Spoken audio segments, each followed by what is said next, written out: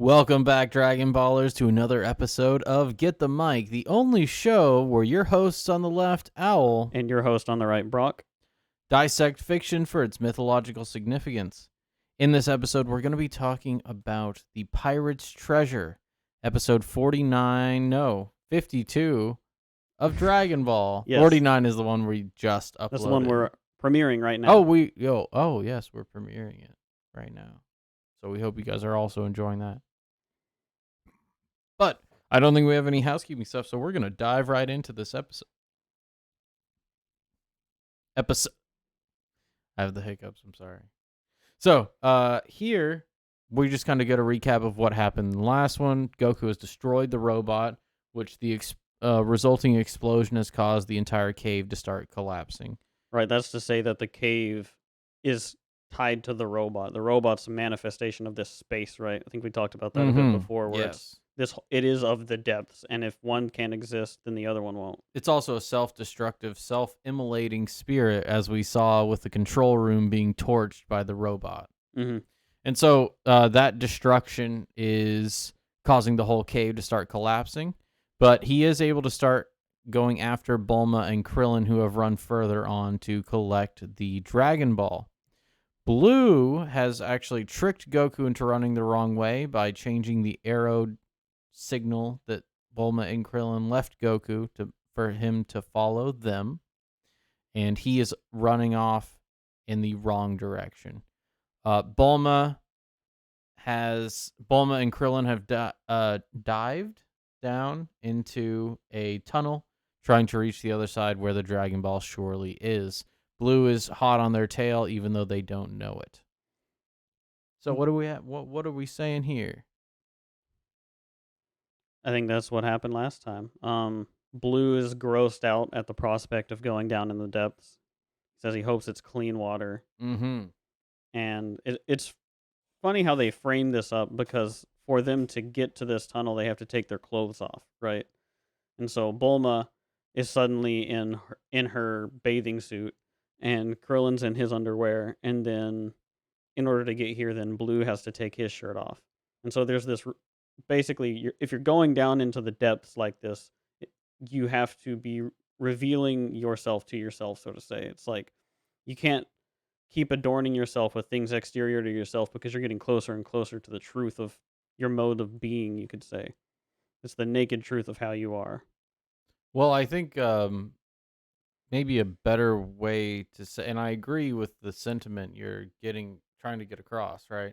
But I think that it's the further that someone enters into that chaos, right, the more of their vulnerability is made bare, such that once that becomes apparent and you can confront that vulnerability, right, then a person becomes stronger through that process. Like in Pinocchio, for example, when he goes down into the depths of Monstro's belly, right, in the belly of the beast with his father. Right. His father asks him to take off his hat and reveals that he has the donkey ears, right? It reveals his vulnerability. And so his father points out that vulnerability to him, and he's then able to correct that in the form of killing himself so that he can be reborn as a real boy. Right, and that killing of the self to be reborn, the psychological process that I'm kind of referring to, is going down here deep into the unconscious and confronting that and revealing that vulnerability to yourself, to that scrutiny that you will need to confront in order to have that aspect of yourself die and to get the wisdom down here and to change. But before we can do that, there needs to be something that gazes and points out the flaws of our heroes. Right, the judging vision. And it wasn't the robot. No. And so, yeah, and I think it's important to say that. I also think it's important to note Blue's use of deception here, right? They still don't know that he's around. He has shown that he has the propensity to be attentive towards the right things. Right, he's recognized it in Goku, that it's a strength that Goku has, that he can orient himself towards the right thing. And such his attention is so high that he is able to divert the heroic spirit away from Bulma and Krillin in the form of deception. He doesn't just erase the arrow, right? He draws it to go in another direction, getting towards the idea that with that vision, having superior vision, let's say, to the heroic spirit can allow a person to manipulate that situation. It's a situation where I feel like, in a sense, Blue is symbolically sending Goku to confront this this beast that he's sending him towards, because we know when he gets to the end of this hallway, there's a Well, trap I didn't door. want to. Yeah, I didn't want to jump the lead. Jump the what the. Well, it's the next thing that we're seeing. Um, but I think the context of it being that that's the path that he's sending him down, right, is also to say that it's almost like he's taking advantage of the foolhardiness of the heroes, or what the hero tends towards, right? That foolhardiness to go and confront that physical fight, right? To actually just go headlong into the fight. And he says, okay, if I just point him in this direction, he'll go confront the chaos in a different form, the wrong form, or get distracted by the form of it, right? Well, I think too that it is because Blue is somewhat able to manipulate the chaos around him, and the fact that he is blue, Hmm. right, like the ocean, has that echo, and we're gonna see more of that as this episode goes on, but has that echo of that deep, symbolic spirit of the ocean that Blue kind of shares with it, right? Right, And this being able to manipulate the path the hero is on, right? That's that chaos that merges with the order. That's the way, right? And if right, Blue's able to manipulate that chaos, right, he's able to send him on another path to go fight a monster at the end of that tunnel, right? right. And that It's a trap different door, chaos, right? because Goku hasn't kept his attention on the right things, and even I mean, he was tricked, but it's still his attention isn't on the right thing. It debases his position in the chaos he's in, right? And so then that plunges him down into a further chaotic place, which is the octopus chamber, the Octo Daddy. He's a cool cat. And so Goku falls down a trapdoor after running down the wrong corridor, and this is where he meets the Octo Daddy, who is a fearsome giant octopus. He's basically I feel like he's a kraken symbol here. It's basically the nature of the space that he's in. It's the Leviathan, in a sense, or you Yeah, I could, mean it's a dragon spirit, yeah, right? like It's the whale that turns into a dragon. yeah, definitely. And so, and I think again, back to what you were saying about Blue sending him on this path, it is because of the Goku's. Okay, I figured out how I want to phrase it now. It's Goku's lack of sight of the adversarial spirit around him that causes him to go down this path. Right. It's that his attentiveness is not on the same level of the adversarial spirit around him too. And what happens when the heroic spirit is blinded to that? Typically, has to confront a dragon, and here we see a dragon-like creature. In the sense that it's a natural spirit that kind of represents man's struggle against nature. And Goku here doesn't actually fare too well against him at the beginning. He He tries tries to to fight him use in conventional ways, Yeah, right? he tries to use the traditional martial technique of attacking it and punching and kicking, and he's just deflected off of him, right? Much like all weapons would shatter against a dragon's scales. It's just a different way of representing that idea. It's the idea that this has to be tackled in a more spiritual sense, or maybe a more forthright sense, than just contending with it by uh, setting your will against it in and of itself, right? And so the nature of this being, it's almost like this is a dragon made for Goku. It's like, okay, he comes up against this, and it happens to be tough enough to hold him back until he approaches it the right way, which we know is the proper way to approach what they're all doing down here at the bottom of the ocean. It's funny though because Blue underestimates the ability of the heroic spirit because what he has provided to Goku is what nourishes the heroic spirit, and that is creating that order from chaos, right? Right. And He so, inadvertently gives him the opportunity to continue that cycle and stay on the path. but before we get there, don't want to get too far ahead. Goku does get captured by this creature and held up, and he's going to be eaten by it, and that's when we get back to Bulma and Krillin, who have been able to emerge from the cave unscathed. And the first thing they see is a giant statue holding many swords with 10 arms. I also believe they see the three chests, and the statue's eyes are closed at first, and as they approach any of the chests, they barely open to start triggering the pirate's trap. Yeah, and the eyes glow red Mhm. whenever they see. I think they fixate on Krillin, and then the arms readjust themselves. Yes, the arms can move and the eyes can move. Yes, and the eyes are red. And so we see a lot of symbolism with this statue, right? Right. This is a god of destruction statue, let's say. Hmm. Not a fair omen, especially because of the red eyes that are adjoining its design. And so it is a god of malice. And what does it do? It shoots out these swords, right? These barbs of malice at whoever it is that is approaching the treasure. It judges those, right? Can if a person is trying to get this pirate treasure, can they withstand the spirit of malice that brought it here in the first place? Right. Specifically, it's a goddess of destruction. I thought it was a man. Now, this is, I believe, and I could be wrong, but this is a statue that's essentially Durga. Durga being a major deity in Hinduism that is basically an extension of Devi, which is the mother goddess. This is basically the Right. principal But figurehead, I'm just mother, I just or think I think they say it's a man. It's a statue of man. I don't believe so. No, it looks feminine as well. It's got very feminine aspects to it. Huh.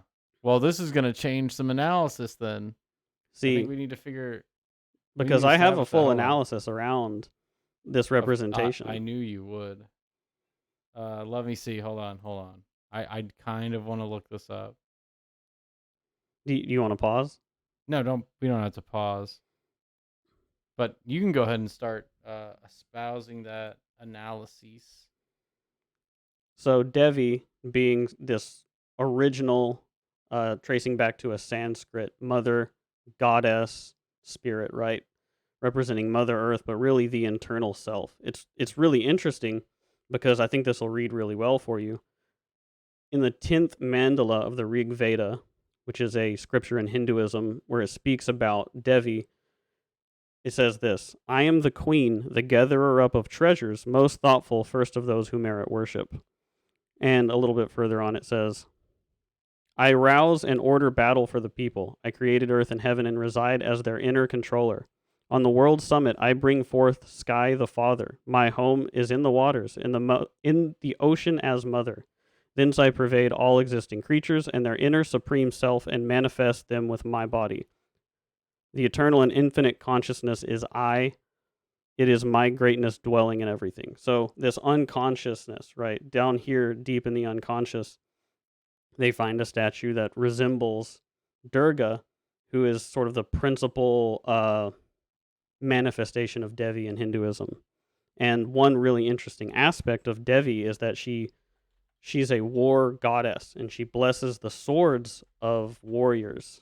And well, not just swords, weapons in general. Sometimes she's seen holding bows and different things. And over time, the weapons have become more articulated into things as like quills and things like that. But she blesses those weapons, and that's why she's holding all of these weapons because they're supposed to be the weapons of lesser gods, right? In the pantheon, she blesses the gods of battle out in the mythology.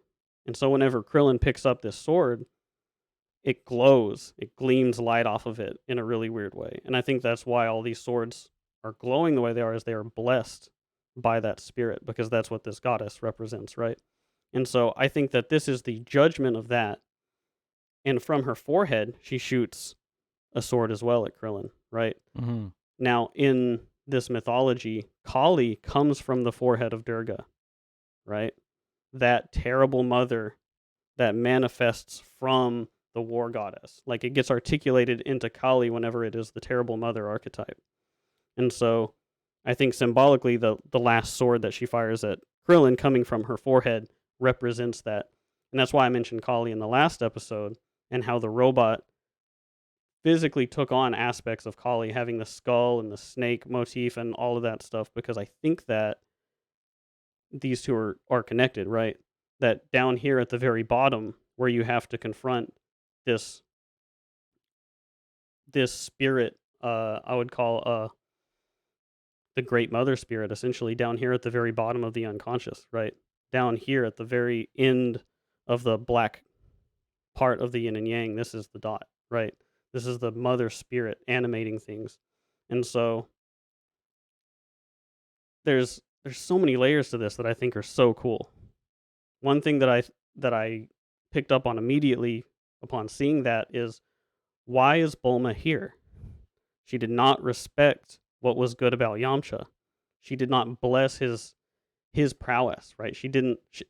He was recognizable by other women as being uh, beautiful, and he's Well, an it's athlete and all important to those say. I things, mean, right? she's not the one that's able to overcome this challenge. Right. So she doesn't bless Yamcha, and in that sense, now we come full circle, and we're here, and it's kind of saying in the mythology, this is the proper way for the feminine spirit, is to be empowering to the masculine spirit, is to bless his weapons, and to be supportive in that Although sense, and she I can't will do it. say we don't actually get too much of that, because this technically is an anime only piece, Right. but we don't get too much of that blessing of the weapons. I'm not sure if we get that from the text.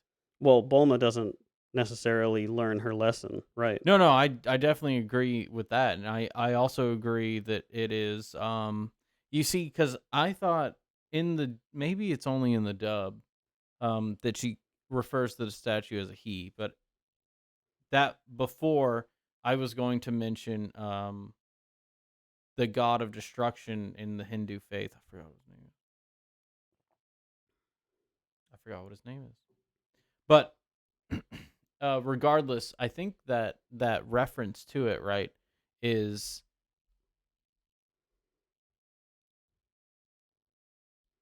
to say that this is the judgment, because as a male, Mhm. as my interpretation of it being a male figure, it would be that judgment of the orderly spirit, right? Of even a war god would work, right? Mhm. Of that enlightened spirit, right? Are it is the who is worthy enlightened enough to step forth into this trap.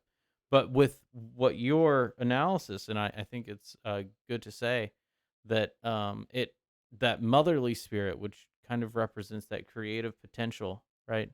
Right. That is being then tested here down in the depths of the unknown, because that's exactly what a spirit and the heroic spirit does in the unknown, is use the unknown as a creative vessel for their betterment. Exactly. And what has led her here, as well as disrespecting the spirit of her father, right? The aspects of masculinity that she does not want to internalize, right? And this goddess represents the internalization of masculinity into the feminine goddess form, to be a war goddess, to represent the actual place whenever it's been integrated properly. And of But see course, here, she's I not wanna integrated in that use, but sense. I hold on, let's back up, because I don't even know if we can say definitively that it's a war goddess. I know the reference, but it's in this pirate cave, right? Right. So how are we gonna relate that to the pirate spirit that exists and is pervasive throughout this cave?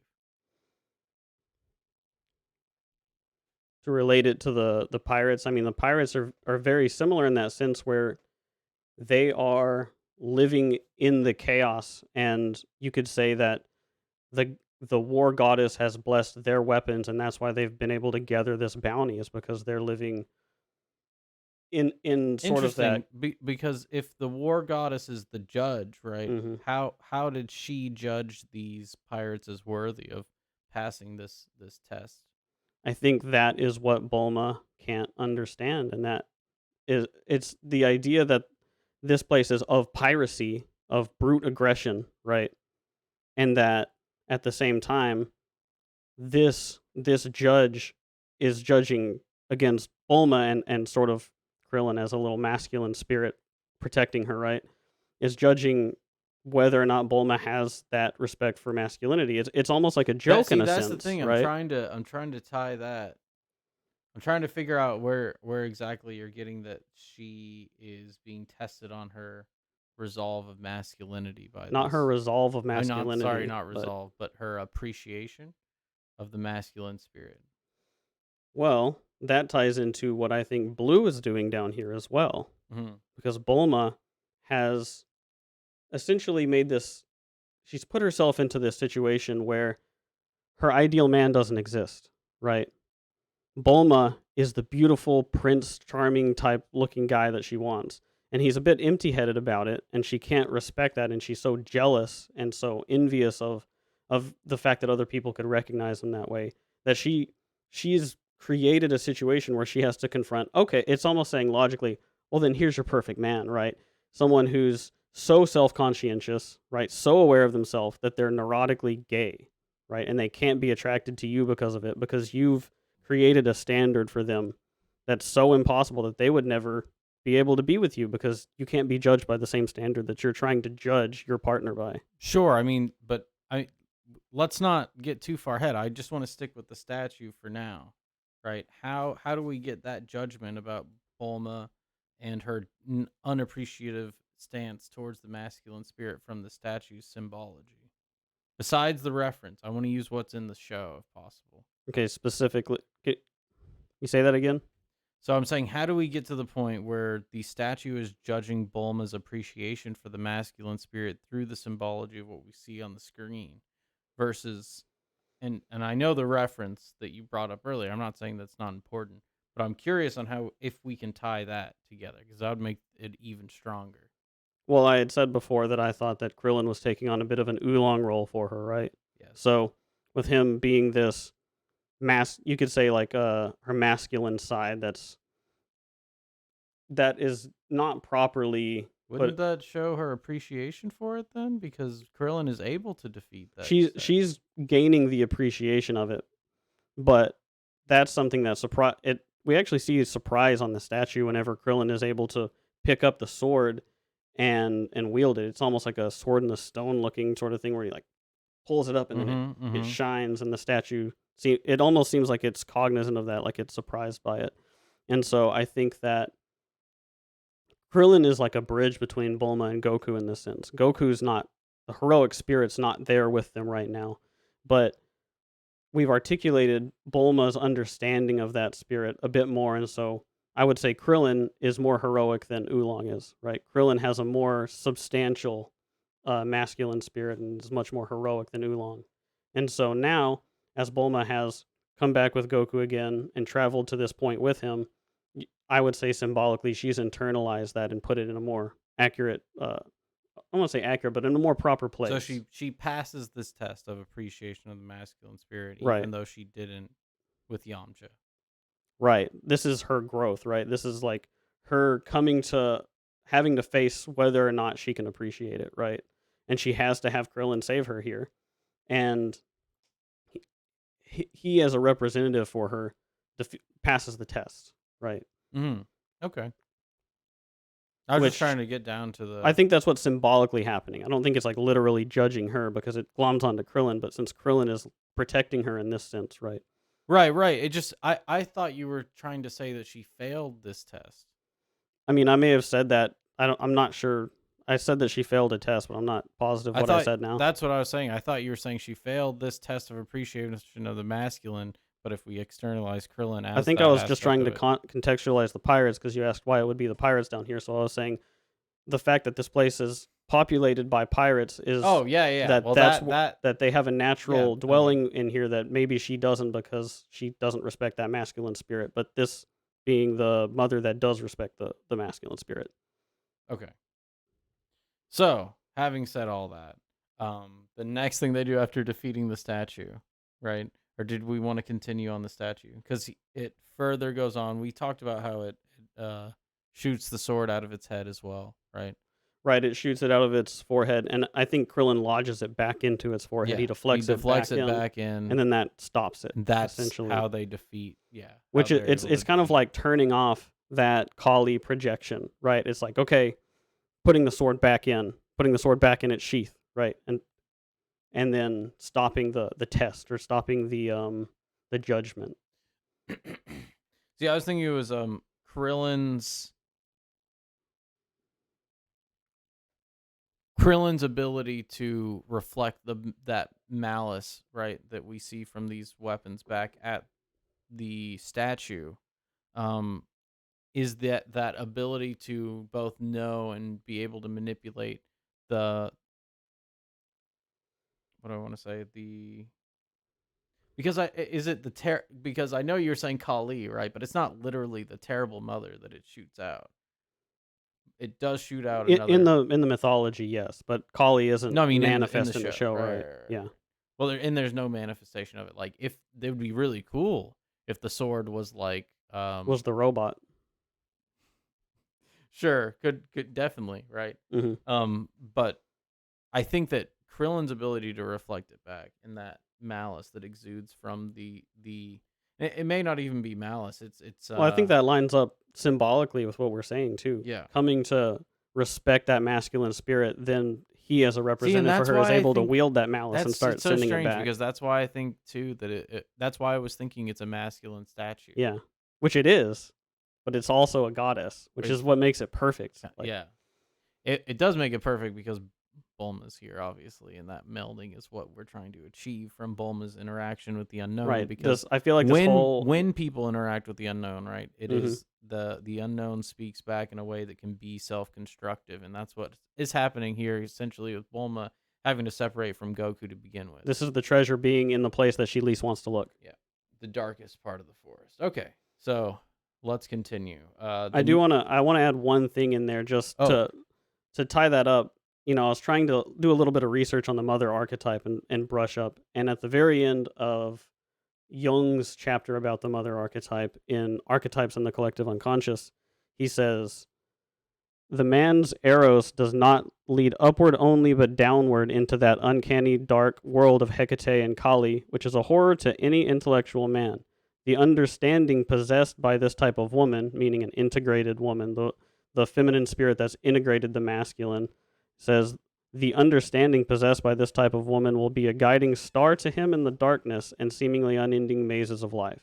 right, and just like Mother Nature, right? It is the feminine spirit which helps the hero along the path, and it seems that fate itself is destined to create that path. Right. Um, But I just thought that was a bit poignant, talking about her being the guiding star down here in the darkness for the heroic spirit, or for the masculine spirit, right? well, and as we're gonna see, it gets even further than that because of Hmm. how the treasure is finally found out. So I accidentally left this in to the other one. That's fine. Um, They then go once the statue is disarmed. Krillin decides to open the gold chest, thinking that it, of course, would have the treasure in it. And as he opens it, he is shot upon by a pirate robot, pirate dummy, pirate marionette who has a gun, and Krillin is just short enough to miss for him to evade getting shot. And it laughs at him. It laughs consistently and then it turns off. And Bulma slides by, knocks on it, and sees if it can work. It can't. And so she then calls Krillin silly and tries to open up the bronze chest Right. where Krillin makes the joke. He makes a gun sound with his mouth, and the Bulma cries out because she thinks she's about to be shot, right? Right. I like that idea where it's an even further articulation of that, where it's like interpreting malice, right, and turning it into a joke. And so we see that like the malice misses Krillin because Well, no, he's remember this is small. back with the anime because the statue I don't think is in the manga at all. Hmm. But so like this is The what three we see chests in are the in the anime. manga, though. The three chests are, which is kind of Interesting. um that it's another it's even kind of a similar form of spiritual test. Go ahead. Yeah, type in a treasure guarding statue, I Well, I think. think it's the three jewels in Buddhism, but I wanted to Oh, pull up the definition before I got into it. um, is it the three jewels? Possibly. Um, what was I gonna say? Oh yeah, so the pirate dummy is that ability for the instantiation and manipulation of marionettes. The pirate spirit is above that and can therefore manipulate those to guard what is valuable to them.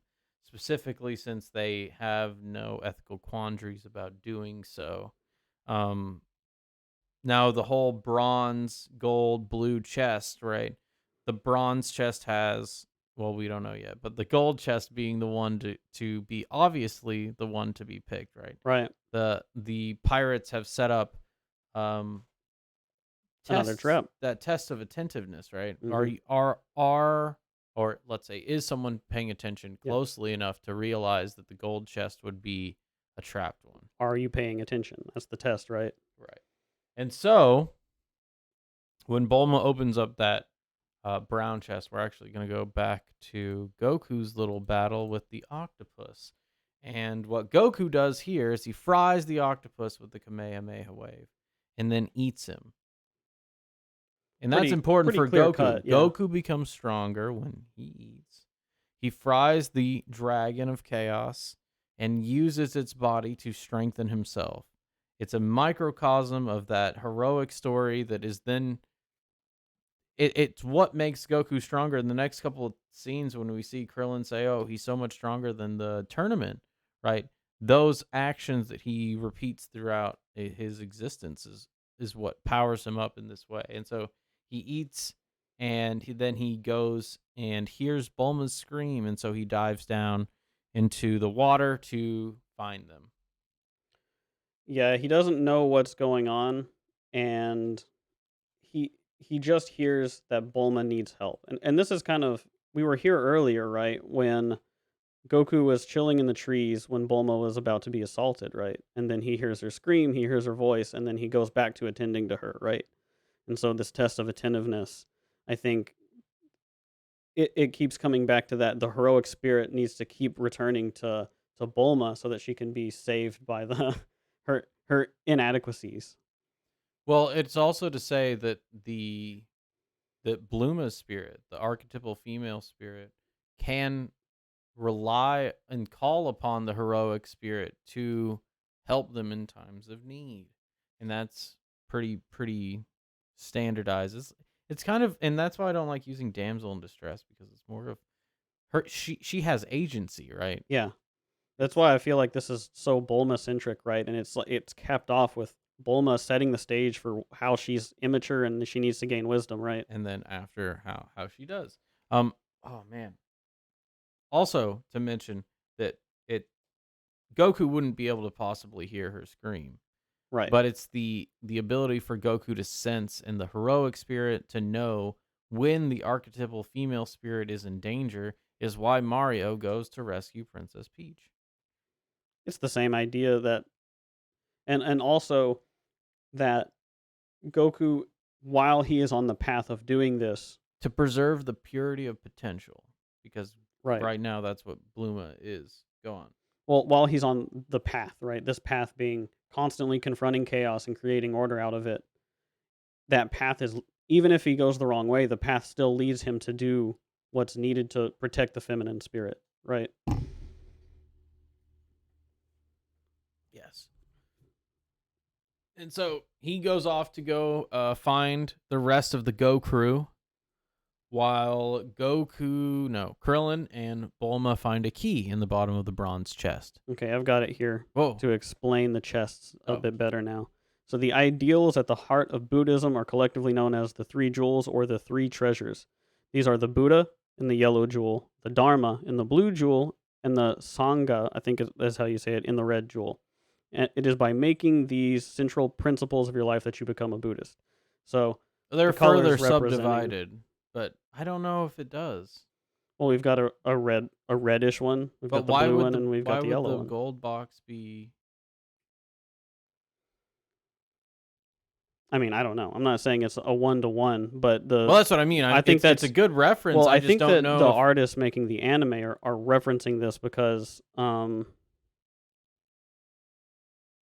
sorry. I think that they're making a reference in the way that they color the chests and it being the three treasures there in front of them, right? No, I don't know if it's saying something specifically that the Buddha in the yellow jewel is the jolly joking thing that, well, I guess it does make sense considering but it's a pirate. That's the thing. It's a pirate that's in that chest. well, I'm putting together an analysis of it in my head right now, but I'm trying to make sure I'm getting my definitions correct because I'm not an expert on this. You had to reach around and type in. So, oh goodness, one of these is really small. Oh well, you need to probably move that so it doesn't get flagged. So, anyways, so when they after they find the key, Blue is watching them from the water, and Bulma puts the key into the statue's base. As the statue opens its mouth, it makes a waterfall of gems that cascade down into the gold chest. Blue gets out of the water and claims the treasure for the Red Ribbon Army. Bulma says that he's just not her type and immediately attaches herself to his arm. Oh, wait, he's just her type. Sorry, just her type. Yeah, and I think we've iterated this before. Brock was saying earlier that uh, Blue is almost the ideal for Bulma's mate. Let's say It's her what just she desserts, thinks. right? The Yeah. masculine form that she desires most that has no desire for her, right? Yes. Yikes, he's gay. You said what should not have been said. I suppose that's Bulma and then Blue. That's yeah, that's their response. I think Bulma says yikes, he's gay, and Blue immediately um gets angry that it's been called out and he says, "You said what should have not been said." And so he Yes. cancels them. Yes, he cancels them. He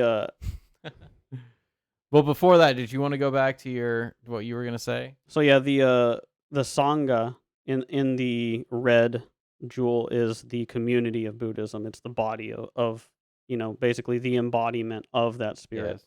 And Yep. then the Dharma is in the blue, which is sort of the spirit. It's the truth, so to speak, that's been passed down from the wisdom of Buddha, right?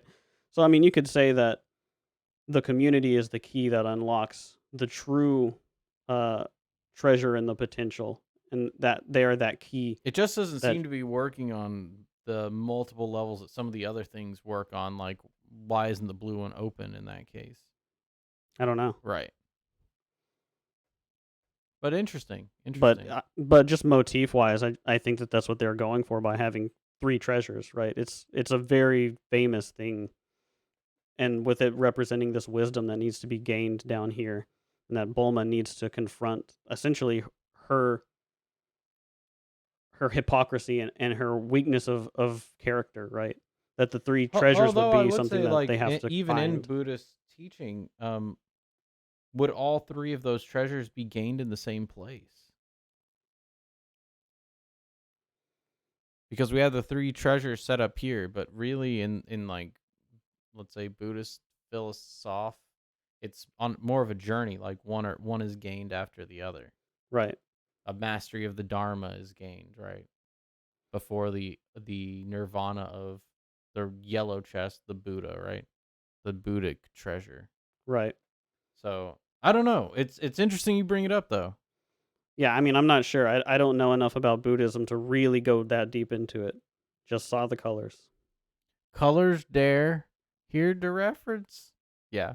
No, I got you. I do like the idea that the key the community is the key, right? What you were Well, saying? the embodiment is key, right? The key to this potential is that you have to embody it, that you have to Well, I embody the think too, Buddha and let's in tie it that back to the sense. pirate motif, right? These traps are calling forth the heroes to display an understanding of the embodiment of the pirate spirit. Right. It's a physical manifestation. It's something that is um actionable and not hypothetical, right? Because I feel like Blue in this mirroring is the hypothetical mate for Bulma that's not real. He's not, he's not what she deserves, but she thinks she deserves. So he's not the physical embodiment of what she's deserves. So it's like you need to actually stand on your morals, and you need to be embodied in that sense. You need to internalize the action that you need to go out and do, that masculine embodiment, right? Of going out and confronting the chaos. You need to be the embodiment of that yourself. Yes. And there's okay, yeah, yeah. I think that's a good place to continue there. So Blue arrives basically and demands that they hand it over. So Krillin is going to have to fight him. Krillin immediately taunts Blue, thinking that because he had fought in the tournament, that Blue would be nothing, and he pretty much gets beat up by Blue to start off. Then he takes it more seriously, kicks Blue in the face, causing Blue to be self-conscious. You put ashamed, but I Yeah. think it's self-conscious, Self-conscious is a better way of putting it. Yeah. and that self-consciousness pisses off Blue. Of course it would, because Blue is a creature of the sea, right? A creature of not chaos, because he is quite orderly and he almost worships orderliness, right? Right. But that's the blindness that orderly brings is really what he revels in, right? Hiding things in the fog that he can. And so the self-consciousness of his own vulnerability angers him to see. And I think your quotes here, I'm the absolute worst, you'll pay for that. Come at me, you flaming homo. That's Krillin's response. Yes. Is he just says what he doesn't want to hear back at him again, right? Knowing it, he makes him more self-conscious. Right. Something that he doesn't talk about, right? He's not Mhm. keen. Well, and it's not even to say that the story is indicating that homosexuality is a bad thing that should be hidden. It's actually saying just the opposite, that Blue is repressing his own spirit instantiated into the world by being ashamed of that fact about himself to begin with. Right, he sees himself as a judge and not someone to be judged, right? Exactly. And And so that when he is bothers him. judged, it reminds him of the fact that he is not a divine judge, that he's not the perfect man, right? Right. Or the perfect soldier, that he still has vulnerabilities. And so ultimately, he decides that he is going to use his ultimate technique on Krillin. And Blue paralyzes Krillin with his eyes and kicks him around. He grabs a rock to kill him, and Bulma tries in vain to seduce him, but it fails. Then she tries to pretend that she's actually a guy. Doesn't work. She offers to give him the Dragon Balls if they just if he'll just take them when he's done with them. Wait, what? She offers to give him their Dragon Balls, and he says, "Oh, sorry." So Bluma offers the Dragon Balls to him, but Yes. Blue indicates that he'll just take them anyway. So why does he need her to give them up? They call for Goku, and as they do, Goku bursts out of the water as if being called forth. And I think we do need to address Blue's special power. Very important. So why does Blue have this special power? It is very similar to the gaze of Medusa or of the basilisk, which petrifies Mm-hmm. its prey on a look, right? And that's actually a chaotic and feminine oriented sort of archetypal motif, right? Like with the Medusa with the snake hair, which that's something that I like seeing that motif show up across different mythologies, right?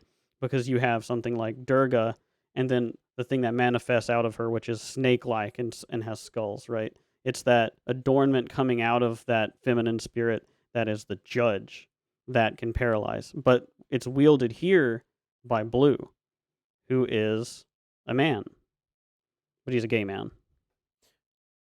And it's also because Blue is such an orderly spirit that he is able to cast the judgment on that reflects back their flaws in a way that it paralyzes them to interact with it, right?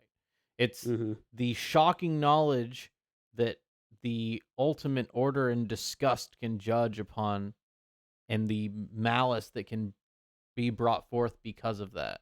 It's actually even better than I thought because you think about the masculine hero that comes up against this, but Bulma has to integrate her masculinity, so it has to be a male character that can do it towards her, not physically towards her, though he says, "I'm going to cut you up." But right, it can't be a Medusa because this isn't Goku Right. not appreciating the female spirit. This is the flip side of it, Right. and that's part of why it's it's just layer on layer on layer with Blue. He represents the perfect antithesis of Bulma's And he's spirit. perfect at this point of the story because Bulma has to be here as well. And so he's able to paralyze Krillin this way.